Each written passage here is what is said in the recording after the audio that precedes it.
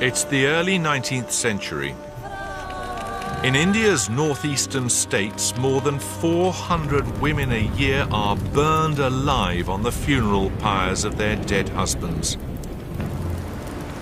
This Hindu ritual is known as sati, and for years it's been tolerated by the country's British rulers. But no longer. In 1829, the British decide it has to stop. When some Hindus protest to a British general, he says to them, "You say it is your custom to burn widows. Very well. We also have a custom that when a man burns a woman alive, we tie a rope around his neck and hang him. You follow your custom, and then we shall follow ours."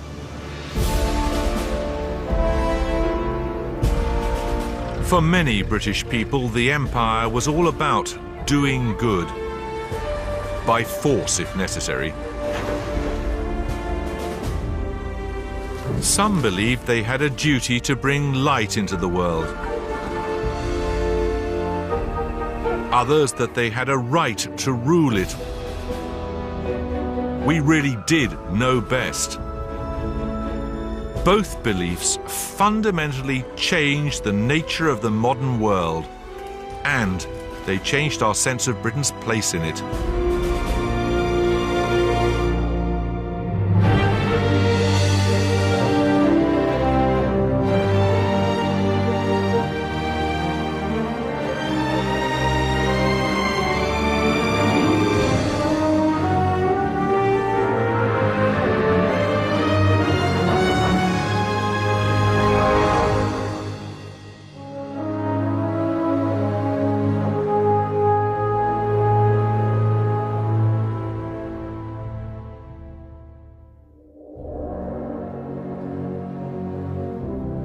In the second half of the 19th century, the British Empire reached from Canada in the west to Australia in the east.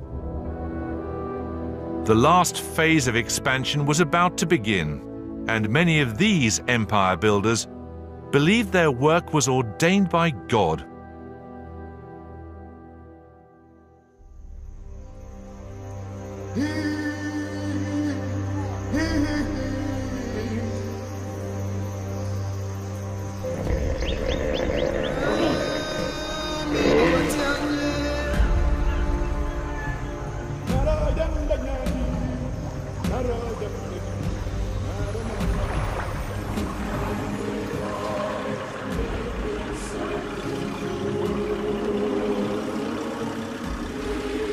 In the summer of 1861, a small party of white men found themselves travelling up the river Shiri in what is now Malawi.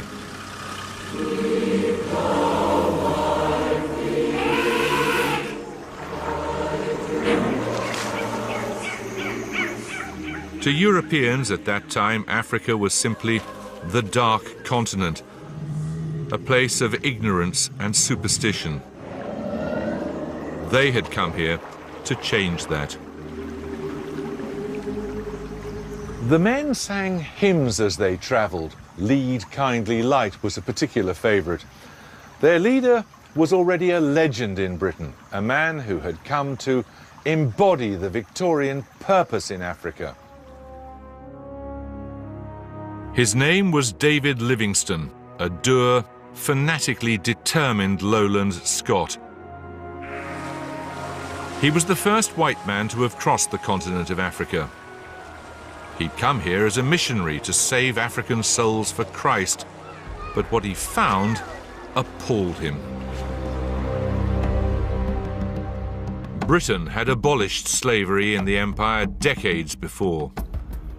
But Livingstone found Africans still being captured and sold to Arab and Portuguese slavers all over East Africa.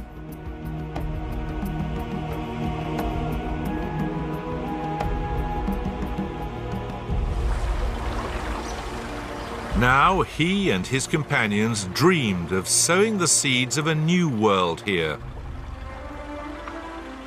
One based not on African superstition and slavery, but on two Victorian obsessions, Christianity and free trade.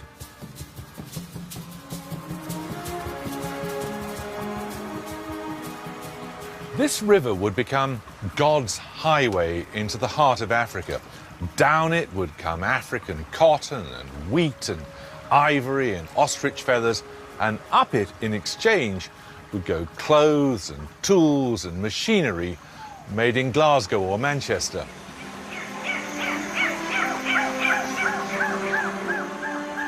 Livingstone had a slogan for it: Christianity and commerce.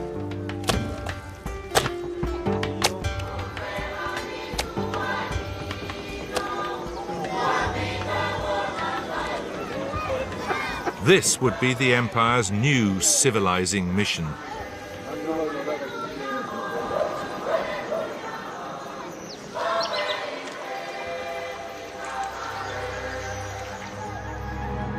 Bible in hand, he was going to unlock the dark continent. Such was the dream. The reality was different. The place chosen by Livingstone to build his mission turned out to be hostile and dangerous, a malarial death trap. Perfect, thank you very much. Welcome. Thank you. One by one, Livingstone's followers succumbed to hunger and disease.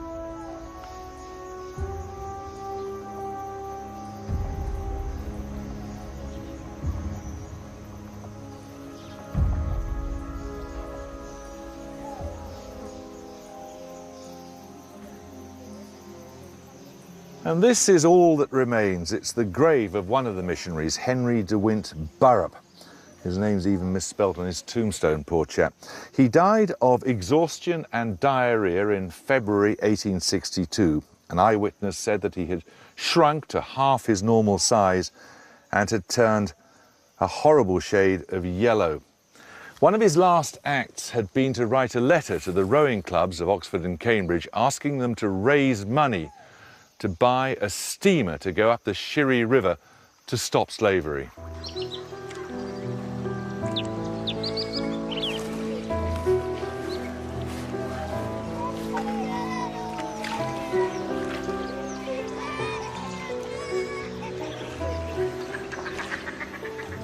Then, in 1865, after years of exploring the interior, the most famous missionary in the world vanished.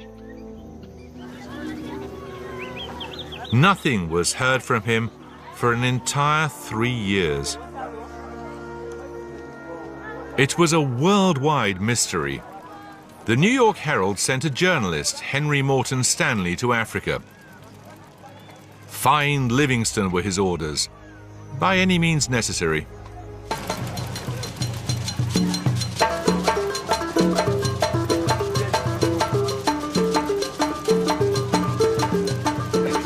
Very strong man, eh? Very strong. And find him he did, in what would become one of the most celebrated encounters of the Victorian age. Stanley was a chancer, so we must take his account of the meeting with a pinch of salt, but here's what he says happened. As I approached, I noticed he was pale. He looked wearied. I would have embraced him, but he being an Englishman, I wasn't sure how he would receive me. So I walked up to him deliberately, took off my hat and said, "Dr. Livingstone, I presume."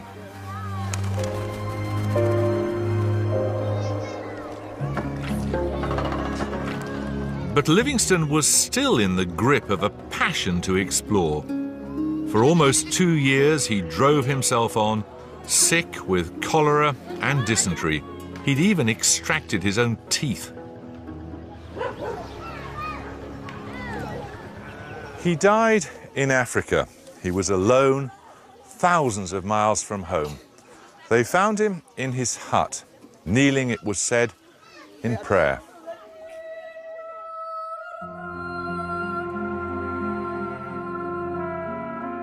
Two faithful servants, one of them a former slave freed by Livingstone, gathered up his body and carried it all the way to the coast.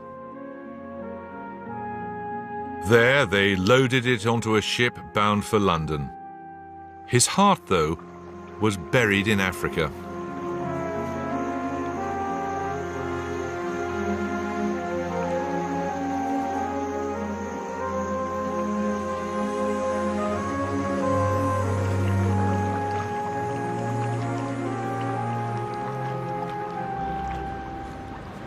On the 18th of February 1874, a great outpouring of grief gripped London. The mourners stood on the streets, thousands strong, many of them weeping to watch the body of David Livingstone pass by.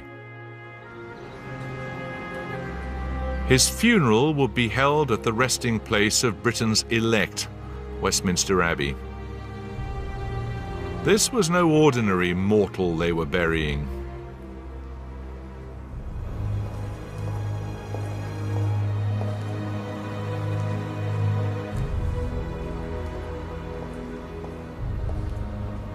David Livingstone had become more than an explorer, more than a missionary. He had become a myth. His brave life and lonely death reassured a people busy conquering the world that the empire was about more than greed and domination. It was about sacrifice and justice and doing good.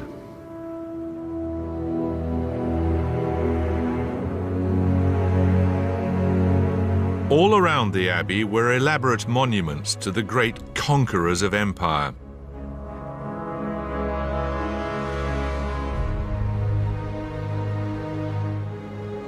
Livingstone's memorial was a more modest affair. Brought by faithful hands over land and sea, here rests David Livingstone, missionary, traveller, philanthropist. For 30 years his life was spent in an unwearied effort to evangelize the native races, to explore the undiscovered secrets, to abolish the desolating slave trade of Central Africa. It's a simple slab of stone, but it lies right at the heart of Westminster Abbey because to many British people, what David Livingstone was trying to do lay at the heart of the British Empire.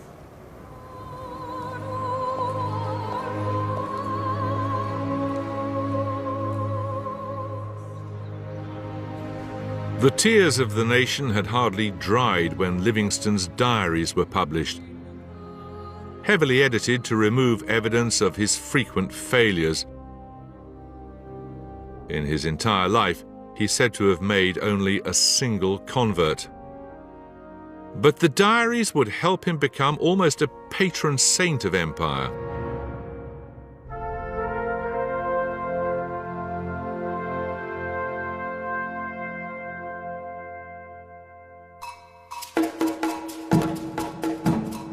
Where Livingstone blazed a trail, other missionaries followed, though in slightly more comfort. Well into the 20th century, thousands of them set out across the empire to bring Christianity to the heathen. They often brought with them education and modern medicine. When Africans came to demand freedom from their colonial masters, they dismissed much of this foreign do-gooding as destroying native culture.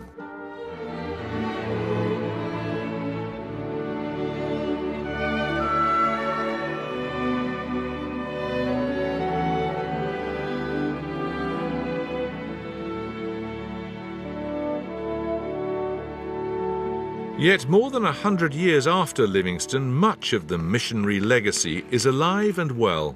Very good. Class said management. Management. Again. Management. Again. Management. As I am here, I'm managing this class. Everybody is fine because I'm here. I am managing the class. Today, the work started by Church of Scotland missionaries has, as all over Africa, become a local African activity.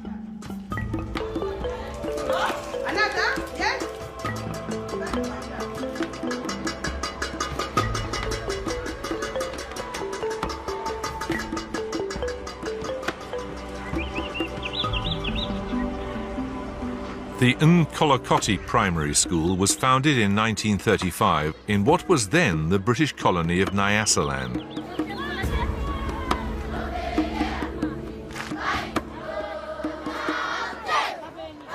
The school now has almost 8,000 pupils. Some walk for hours to get here. Such is the demand, they have to be taught in shifts.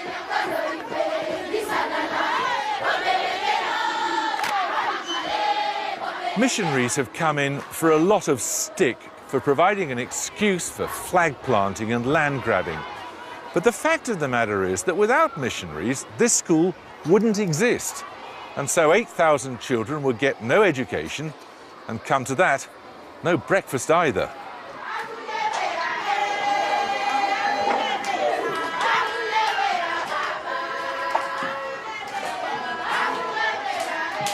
I'm sicker than yours.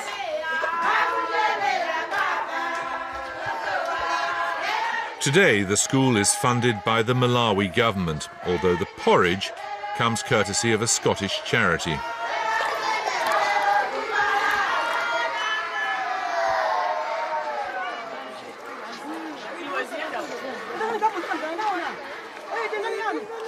You know, we start very early in the morning.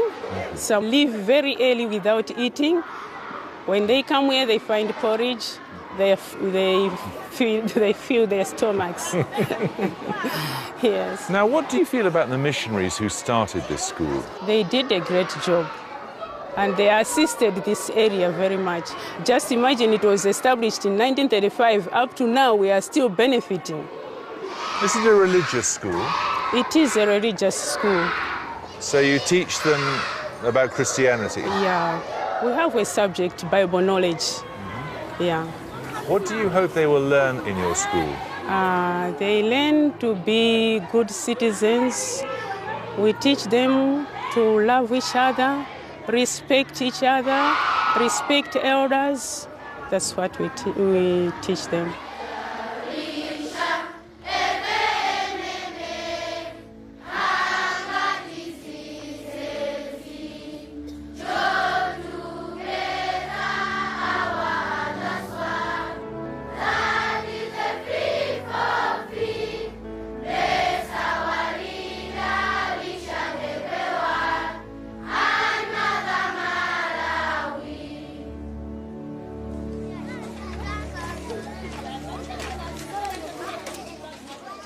David Livingstone's vision of Christianity and commerce was in a sense fulfilled.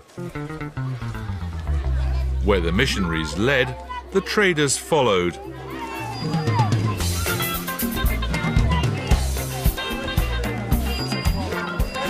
They came to grow coffee or tobacco or cotton.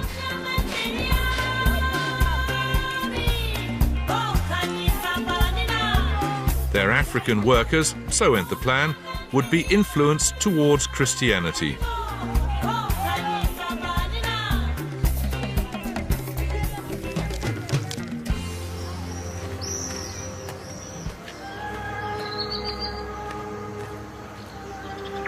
This was the headquarters of the African Lakes Company, set up in 1882 to trade in ivory and cotton.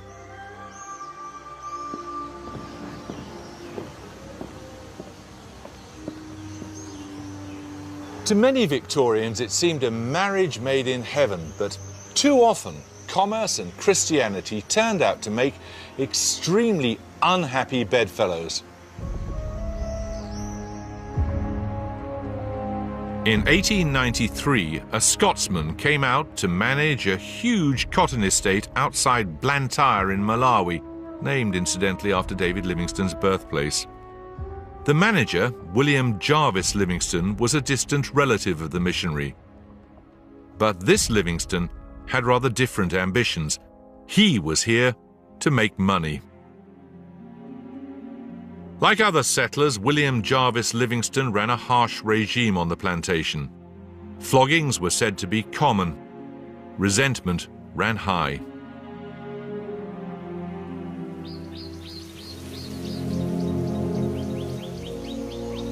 But then one man decided he wasn't going to take it anymore. And here he is on the Malawian 100 kwacha banknote.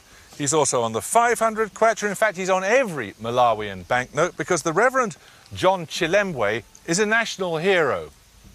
He wasn't then, of course. To the colonial authorities, he was nothing but a dangerous nuisance. John Chilembwe had been educated in a Christian mission. He'd even been ordained a Baptist minister, and he liked to dress like a European gentleman. But John Chilembwe's upbringing had given him radical, even subversive ideas. The notion, for example, that all humanity was equal before God. His mission church next to Livingstone's estate became the centre for a movement which took as its motto, Africa for the Africans. On the afternoon of Friday, January the 22nd, 1915, John Chilembwe announced, "The time has come at last to fight back against our oppressors. You go out to fight as African patriots for the whole black race. Freedom is the cry of Africa. Our blood will mean something at last."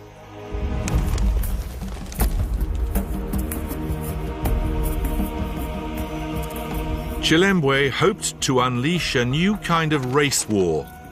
Black Christians against white settlers. One of his chosen victims was his neighbour, William Jarvis Livingstone. What was your grandfather growing here? He was growing tobacco, coffee, cotton, rubber. Deirdre Livingstone is the granddaughter of William Jarvis Livingstone. What was this room? This was my grandparents' bedroom, and this was where they were slept. The bed was just about there, and they would go out on the veranda and have all their parties next door in the dining room.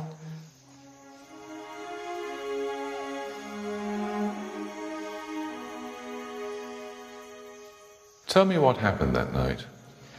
The 23rd of January 1915, that was the night when Chilembwe's men decided to rise up against the white men, and my father was a tiny little baby, 6 months old, being bounced on the bed, and my grandmother was actually in the bath having her evening bath. It was about 9 o'clock, so it was a completely normal family scene, at night. And then suddenly armed men with spears, the natives came in and rushed into this room.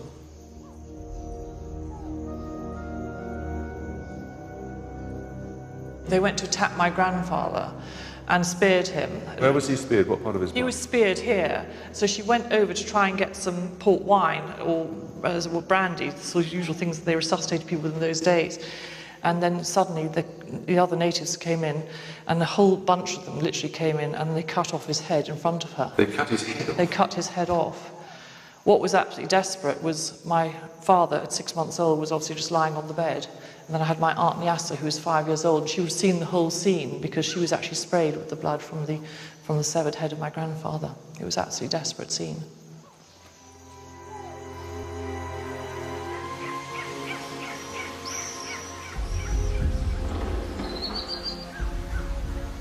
On the Sunday morning, John Chilembwe preached a sermon in his church. He told a packed congregation that better times were ahead. The kingdom of God is at hand, he said.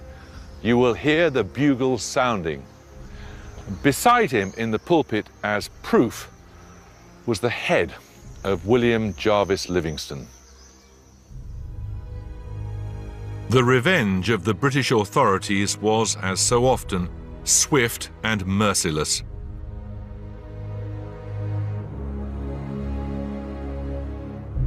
Chilembwe's church was dynamited.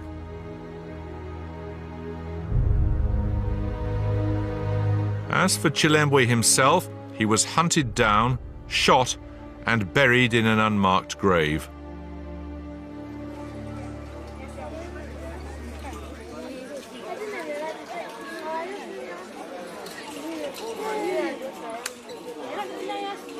Today, his hometown is a shrine to the struggle against the British.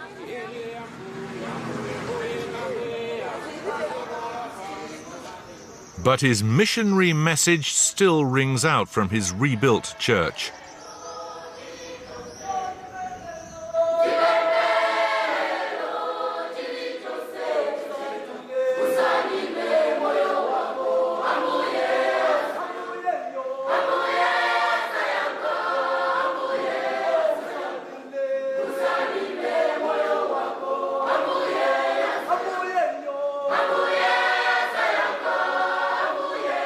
Like many Malawians, the congregation of the church he founded looked on John Chilembwe as a hero. John Chilembwe wanted to establish a church with African origin, but yet with a Western education. But to kill someone, to cut their head off, this is not the sort of behavior you expect from a religious minister, is it? It is a terrible thing. But when you look at the killing side, we also look at the other side. What did it do for him to kill? Because there's a cause to everything. Mm-hmm. You can kill too. When you reach at a certain stage, say, I want to take your family, I want to kill your family, you can kill too. So we don't know what happened. It's just a mystery. And you admire him? Yes, we do admire him in Malawi, but we admire him because of his teaching when he established the church, because he wanted people to be self-sustaining, work hard. He brought that idea.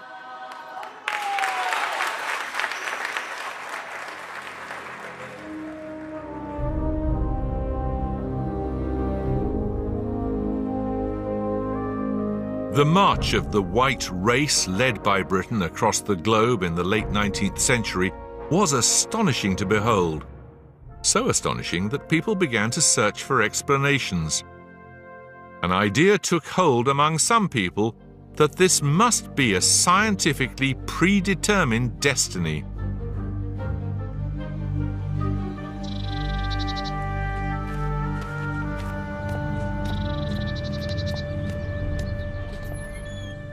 In 1863, the members of the Anthropological Society of London gathered to hear what was billed as a scientific lecture. It was a momentous and, as it turned out, hugely controversial occasion. The speaker was the president and founder of the association, Dr. James Hunt. The title of his paper was "The Negro's Place in Nature."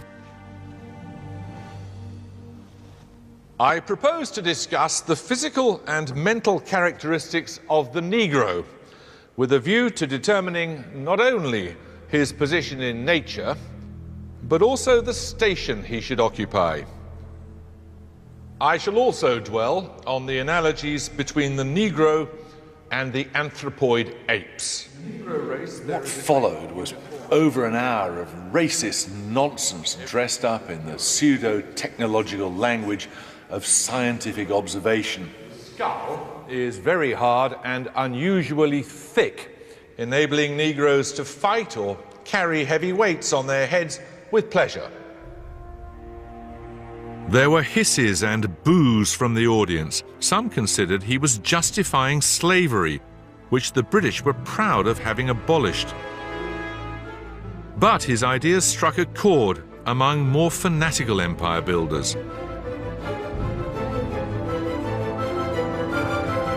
Because the empire had been such a huge success story, they began to talk about how they had, and this phrase was pretty widely used, a genius for empire. But what was this genius? It got muddled up with Charles Darwin's ideas about evolution. The champions of empire argued that the British had evolved naturally to rule over others, so that they were now, in fact, a superior race.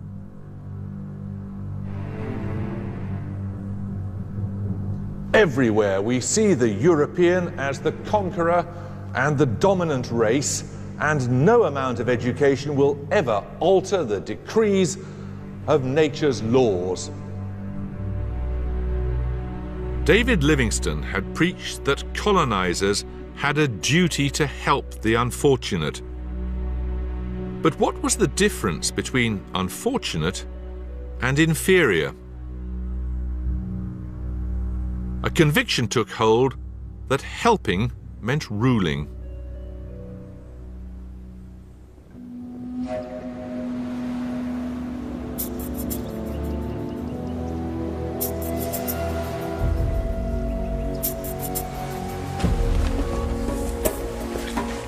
One man who felt this new aggressive sense of mission more keenly than any other came to southern Africa in 1871.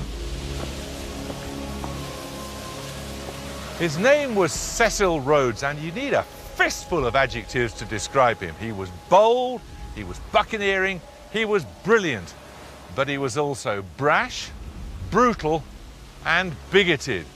He added great tracts of Africa to the empire, on the principle that, as he put it, we are the first race in the world, and the more of the world we inhabit, the better it is for the human race.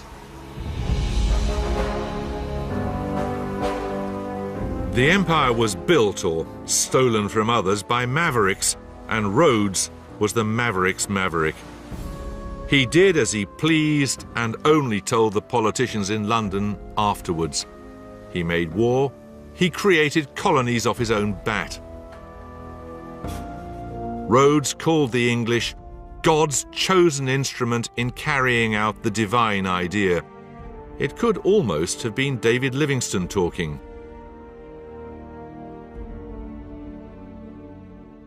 But where Livingstone saw his duty as being to serve, Rhodes had other ideas.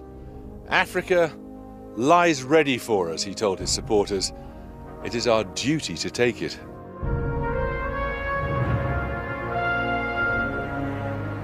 Livingstone's treasure was in heaven. Rhodes's was on earth, or under it.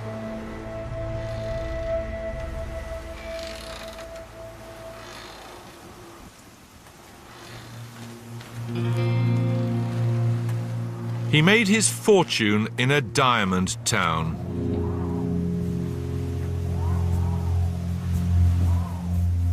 Today it's been recreated to give a flavour of what it was like in the 1880s.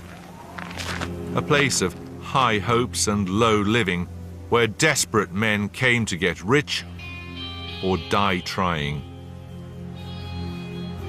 Then it was known simply as New Rush.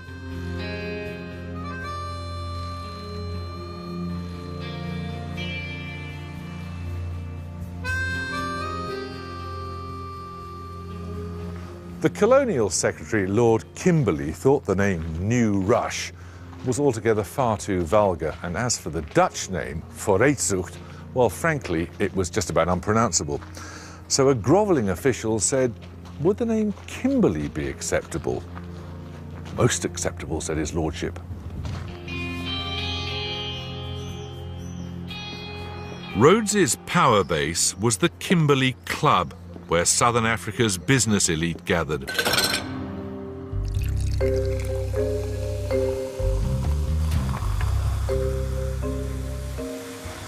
They said you could find the 5 richest men in Africa at this bar.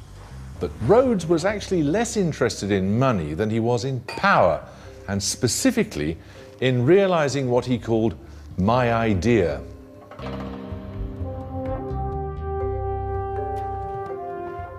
That idea, he said, was the bringing of the whole uncivilized world under British rule, and he knew his own part in it.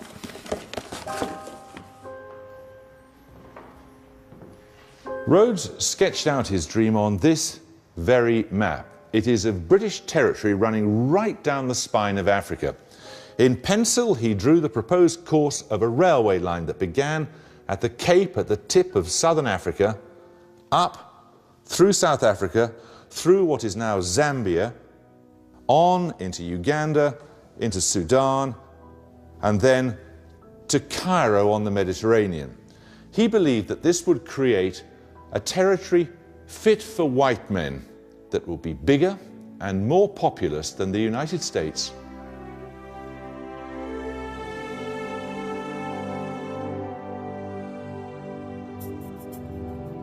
Here in the Kimberley Club, Rhodes planned the next stage of the conquest of southern Africa.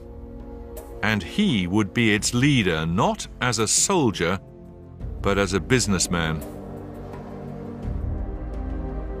His irregular army of so-called pioneers was sent north in search of new territory. Take what you can, said the British Prime Minister Lord Salisbury, and ask me later.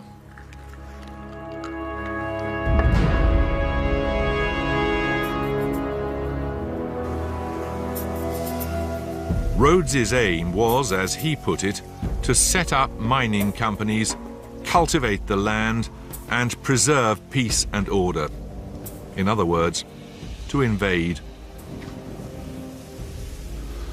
Through a combination of treaties which later turned out to mean not quite what they seemed to mean at the time, bribery and liberal use of the machine gun, they carved out a huge swathe of Africa, now known as Zimbabwe, but then named Rhodesia after their leader.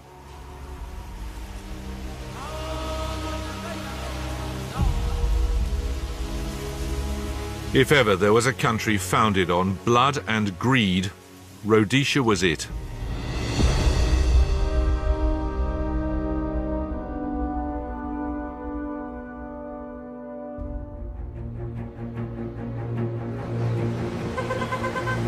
Rhodes would become Prime Minister of the Cape Colony, later South Africa, the nation that gave the world apartheid. "These are my politics," he announced. "The native is to be denied the vote and treated as a child." This was what Rhodes's great dream, the duty of the white race to civilize the earth, came down to.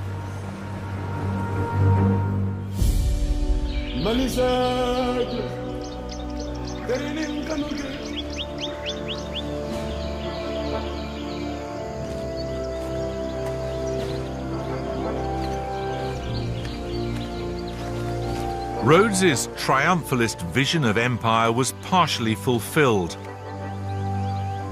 By the end of the 19th century, the lion's share of Africa belonged to Britain.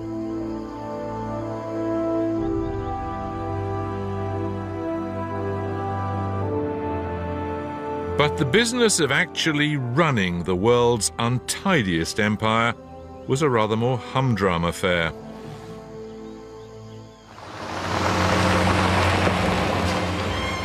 Well into the 20th century, huge areas were governed by handfuls of white men thrown in at the deep end and told to get on with it. A British district officer. For much of the year, he's on tour, visiting the remote villages of his district. His arrival at a village is a great occasion. Elders and councillors come down to the water's edge to meet him. For Mr. Todd, although only 24, rules over some 20,000 people with far greater authority than that wielded by any civil servant here at home. They were called district officers, but they usually had dozens of jobs: magistrate, tax collector, coroner, chief of police.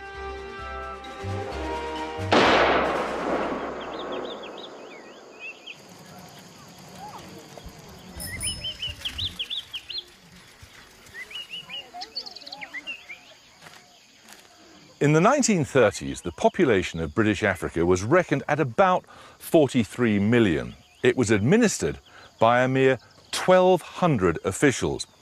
One of those officials, looking around and seeing how one young man with perhaps 6 native soldiers might be in charge of 100,000 people, remarked, "Britain's entire position rests upon bluff."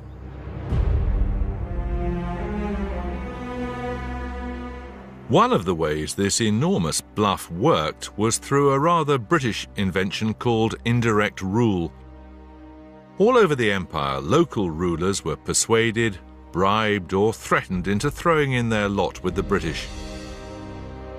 The British pulled the strings from behind the scenes. And if there wasn't a ruler, they just invented one.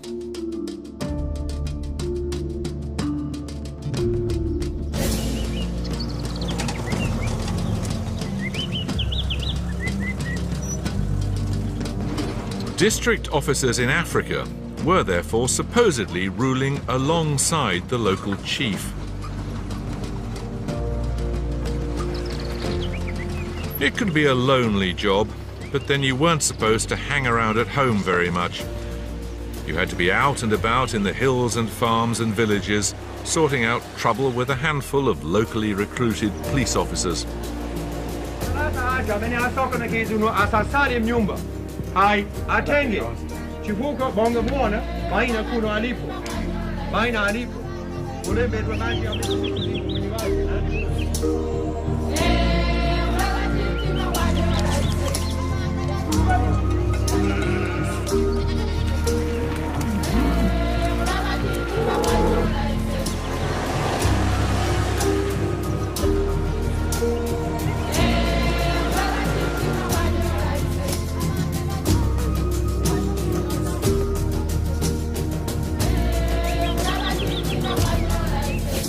As for preparation, well, if you could survive a British public school, you could survive anything.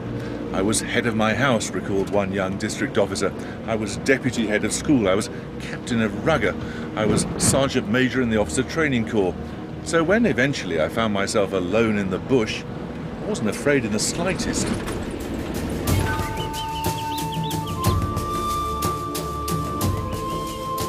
Quite often it worked pretty well. One European writer travelling through British Africa was certainly impressed. Never since the days of ancient Greece, he said, has the world been ruled by such sweet, just, boyish masters. Right, thank you, Cecil. Will you ask the defendant what he has to say about it, please, Lieutenant?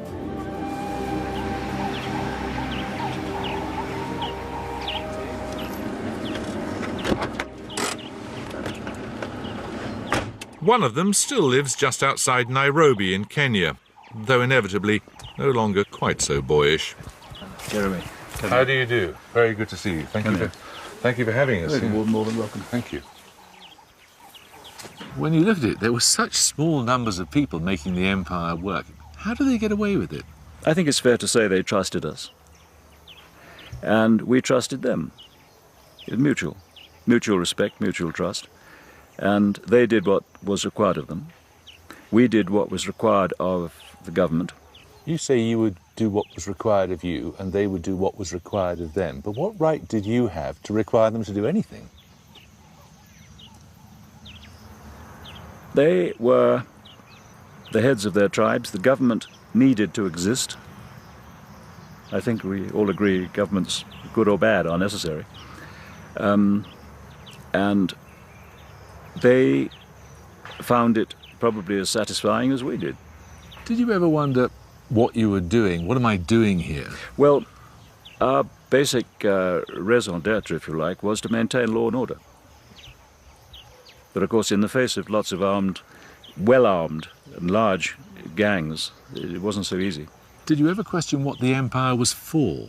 No, it was there and one accepted it. Some people say the empire was an unjustifiable mistake, an imposition on the rest of the world. What would you say? In order to maintain safety for trade, it needed government. So the one followed the other. It had to. Did you think you were doing good? Yes.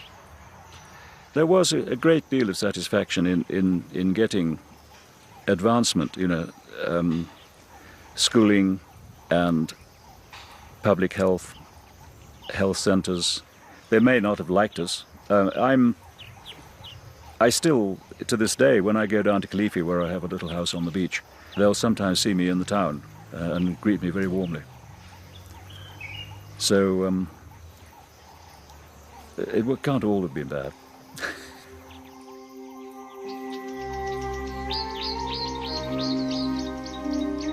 But good or bad, by the middle of the 20th century, there was a new force abroad.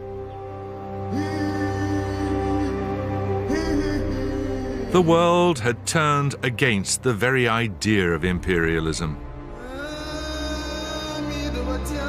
Nowhere would the struggle for freedom be more bitter than in Kenya. It sparked a conflict that would shatter the empire's claims to moral authority.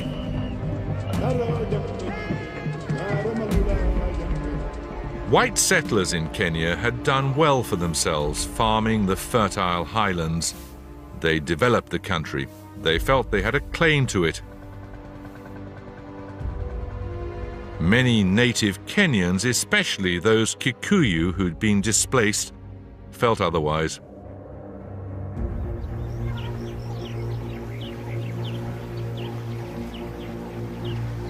The issue was land. As one Kikuyu explained to a visiting British politician, when someone steals your ox, it's killed and roasted and eaten, you can forget. But when someone steals your land, you can never forget. It's always there. It's lakes, it's streams. It's a bitter presence.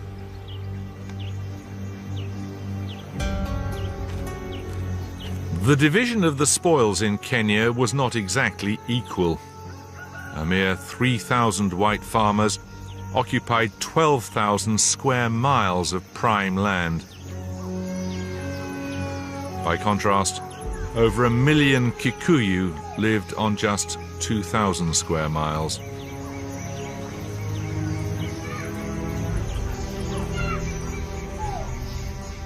But the settlers were tough characters, and they were in no mood to compromise.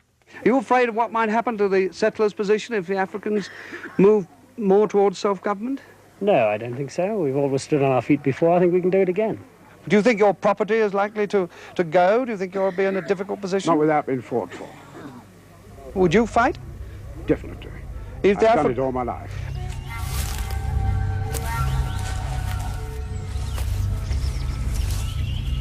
Soon came rumours of a secret Kikuyu resistance movement called Mau Mau. Their goal was freedom from British rule, and they were prepared to use terror to achieve it.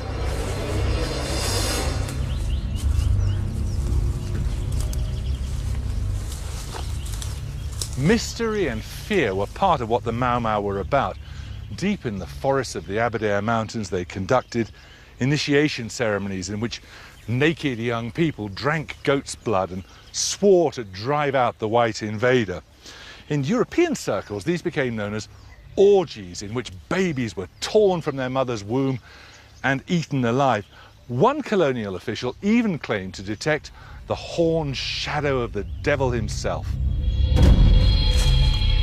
This Mau Mau is a lawless and savage organisation. Of course, the situation in Kenya is still full of danger. The stage was set for a violent showdown. Native Kenyan troops working for the British were drafted in to confront their own people. Some settlers decided to get out while they could.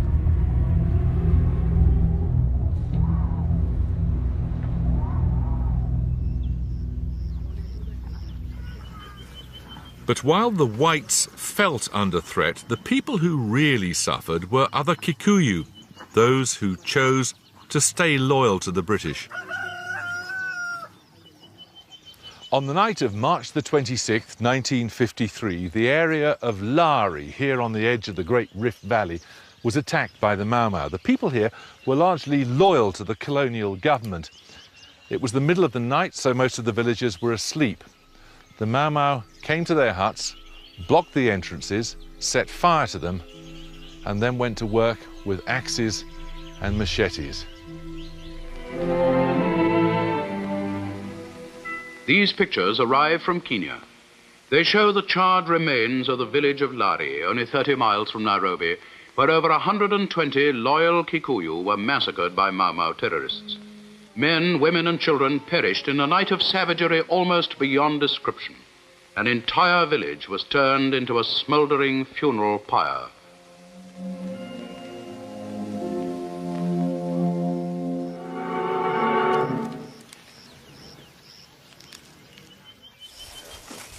Alice Wanjiri Kimani, or General Alice as she then was, led the Mau Mau raid on Lari.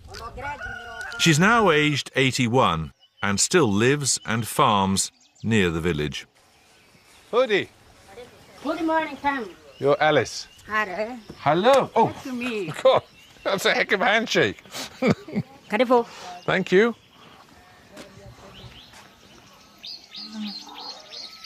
Hĩndĩ ĩyo ũtukũ ũcio ũrĩa wekĩkire wokire tũkĩgaywo o andũ ikundi ikundi hĩndĩ ĩrĩa twarĩkĩrie gũtharĩka kuo twatonya ithuĩ twakĩhitanirwo na andũ kũhũrana nao.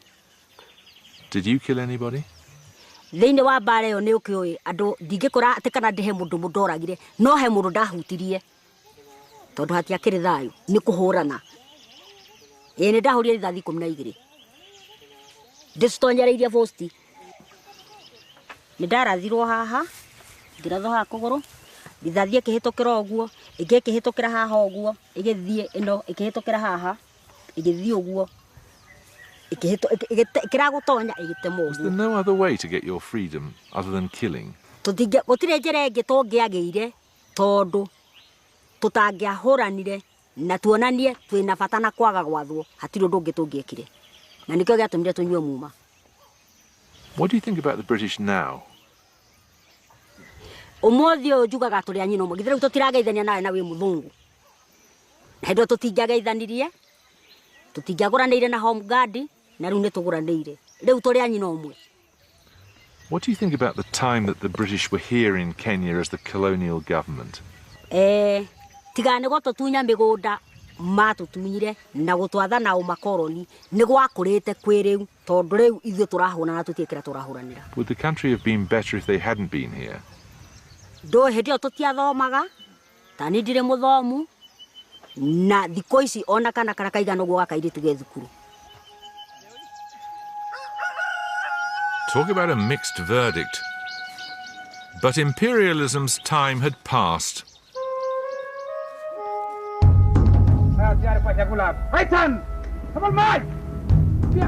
The struggle for uhuru, freedom, grew more intense.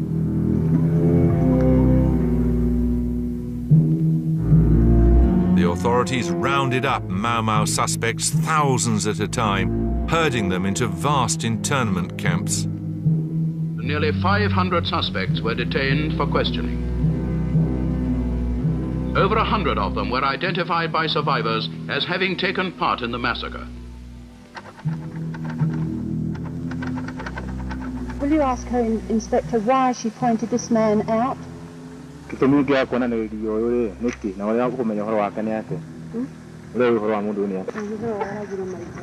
one who killed my mother.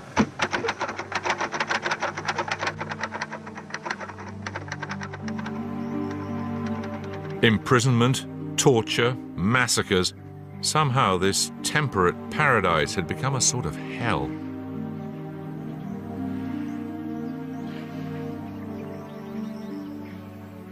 The world looked on and wondered, was this the empire that claimed to be doing good in the world? Britain was losing the stomach for empire and the ability to sustain it.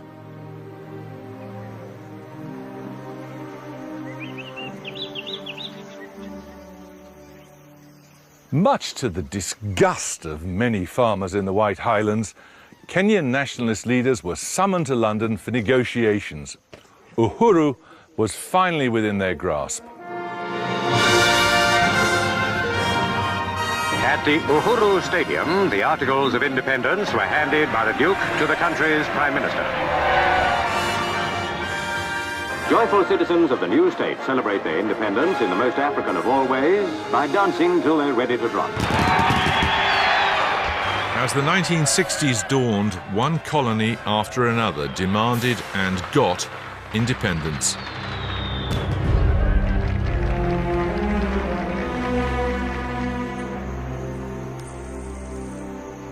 The sun had most definitely set on the empire. It had taken centuries to accumulate. It was gone in a couple of decades.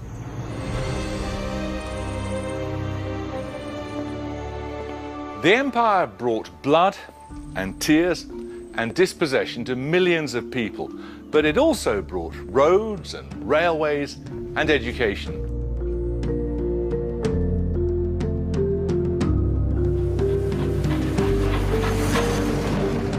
There is no simple judgment to be made on 3 turbulent centuries of history. Once, the official line was that apart from the odd blip, the empire was a good thing, not just for Britain, but for the world.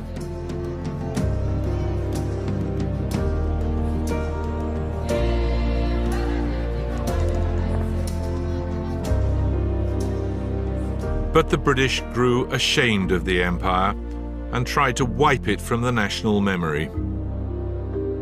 The empire was certainly cruel, unjust, and unjustifiable if you were a slave on a plantation in the 18th century. But it was benign and humane if you were rescued from a slave ship by the Royal Navy in the 19th century.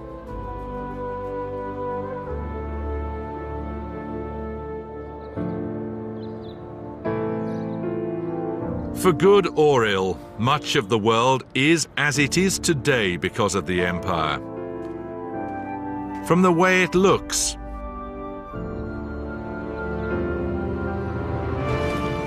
to the sports people play,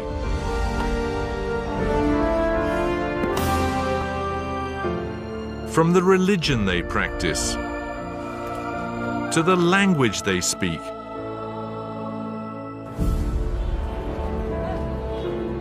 it has changed the very genetic makeup of Britain. If only we can look at it clear-eyed, it can tell us a lot about who we are. It's a story that belongs to all of us.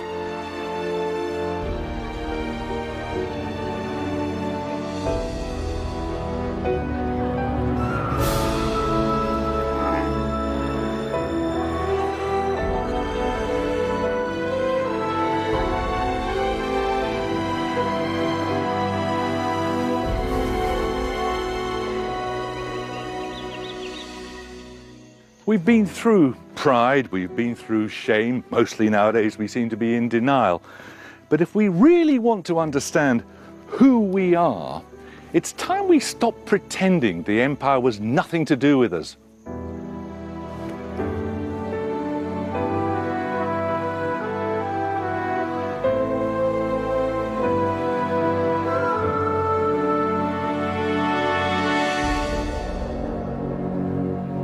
To order a free Open University poster exploring the legacy of Britain's empire, go to bbc.co.uk/empire or call 0845 366 8021. Facing Ted,